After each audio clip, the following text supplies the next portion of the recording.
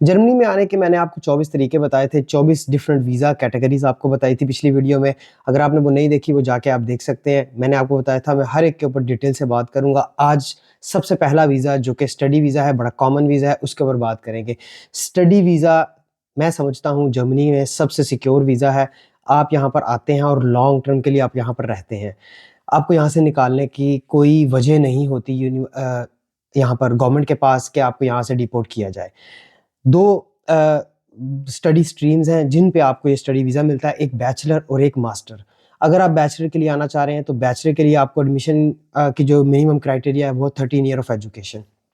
आपको 13 year of education complete करने के लिए 2 सेमेस्टर यूनिवर्सिटी में पढ़ने पड़ते हैं पाकिस्तान में, उस डिग्री में जो आपने यहाँ पर आकर पढ़नी है। इर्रेलेवेंट डिग्रीज़ में एडमिशन हो भी जाए तो वीज़ा आपकी रिजेक्शन होती है। रिसेंटली हमारे एक स्टूडेंट के साथ ऐसा हो चुका है।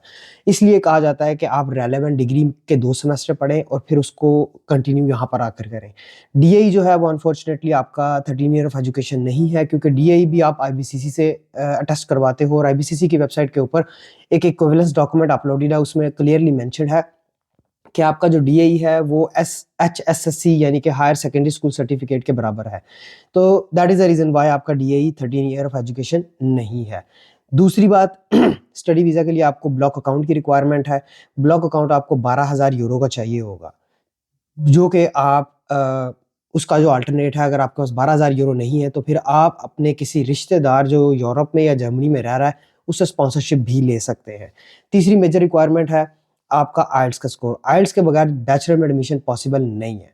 एक तो थी ये स्ट्रीम, दूसरी स्ट्रीम है मास्टर की। मास्टर के लिए आपको 16 साल की एजुकेशन चाहिए और जिस डिग्री में जिस डोमेन में आपने 16 साल की एजुकेशन ली है, उसी के रेलेवेंट डिग्रीज़ में आपके यहाँ पर एडमिशन पॉसिबल होता है। यहाँ पर आइल्स की थोड़ी-सी छूट हो जाती है कि अगर यूनिवर्सिटी एक्सेप्ट कर रही है कि आपका इंग्लिश प्रोफिशिएंसी लेटर, तो आपको उस पे भी एडमिशन मिल जाता है, लेकिन आपकी ऑफ कोर्स प्रायोरिटी जो होती है वो लास्ट प्रायोरिटी होती है। ये आपको देखना ज़रूरी है कि अगर यूनिवर्सिटी में रिस्ट्रिक्टेड एडमिशन है, तो फिर आपका आइल्स के बगैर पॉसिबल नहीं हो पाएगा।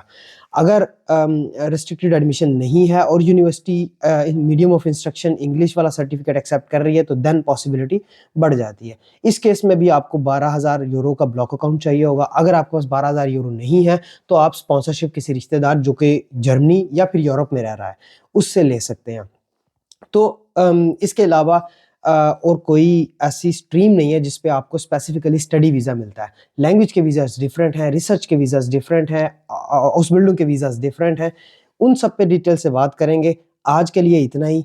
अगर आपको तमाम वीज़ाज़ की डिटेल्ड इन्फॉर्मेशन चाहिए, आप मेरे साथ जुड़े रहें। मैं इंशाल्लाह आपको 24 के 24 तमाम वीज़ाज़ के बारे में डिटेल से गाइड करूँगा। मिलते हैं फिर इंशाल्लाह अगली वीडियो में। अल्लाह हाफ़िज़।